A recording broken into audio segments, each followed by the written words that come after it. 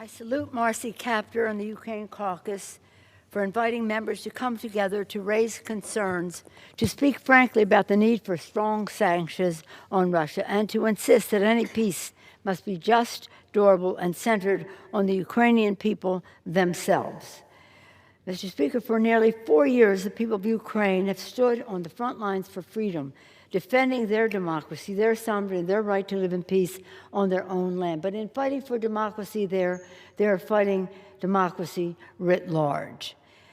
Madam Congresswoman Kaptur spoke beautifully, historically, geographically, chronologically, in every way about placing this conflict in time and place. I wanted to pick up on two parts of it in the time that I have. One is this. In the conversation about peace, we hear people talk about Ukraine giving up land. Now, what we're saying to Ukraine is, Russia came in, stole your children, as Congresswoman Kaptur mentioned, tens of thousands of your children, taking them into Russia. Imagine if that ever happened to your family. Secondly, they rape the women. They rape the women, sometimes in front of the children, sometimes in front of their parents.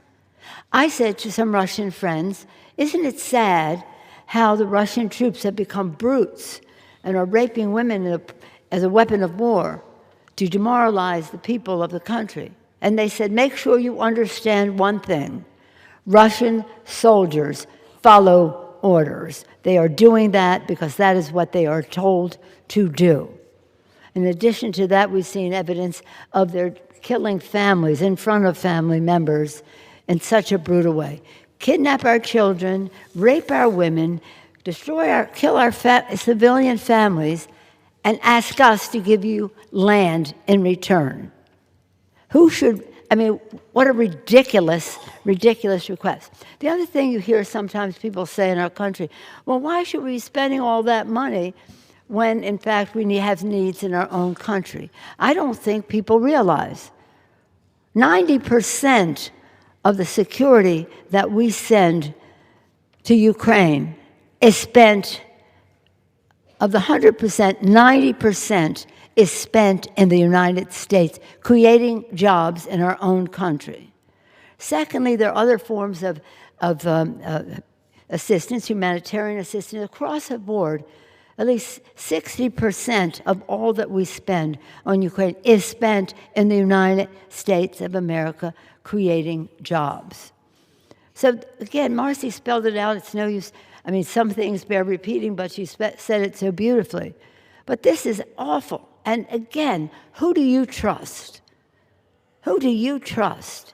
The Congresswoman spelled out very clearly the ridiculous notion that Ukraine should trust us, the Russians, after the Budapest Agreement.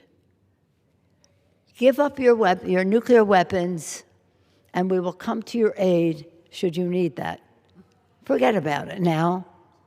So Ukraine has been treated with great disrespect. Its people have just been subjected to such horror. They have fought valiantly. The least we could do is do the sanctions. And what we should be doing in this House, which had overwhelming bipartisan support in support of the people of Ukraine, is to get some more people to sign the discharge petition. So I thank you again, Congresswoman Kaptur, for your relentless, persistent, dissatisfied advocacy for Ukraine, and the fact that we know, those who have visited there, that if Putin takes Ukraine, what country is next? That's what we hear, the fear we hear from people in the region. Would you trust Putin? And the only person who trusts Putin is President Trump. I don't know what that's about. I know when I had a picture coming out of one of his cabinet moves pointing to the president, I said, I'm leaving this meeting because, Mr. President, with you, all roads lead to Putin. This is awful. The richest man in the world, they say Putin is, a villainous person, and somebody who uses rape, kidnapping, family killings in order to demoralize a country. Well, you haven't succeeded.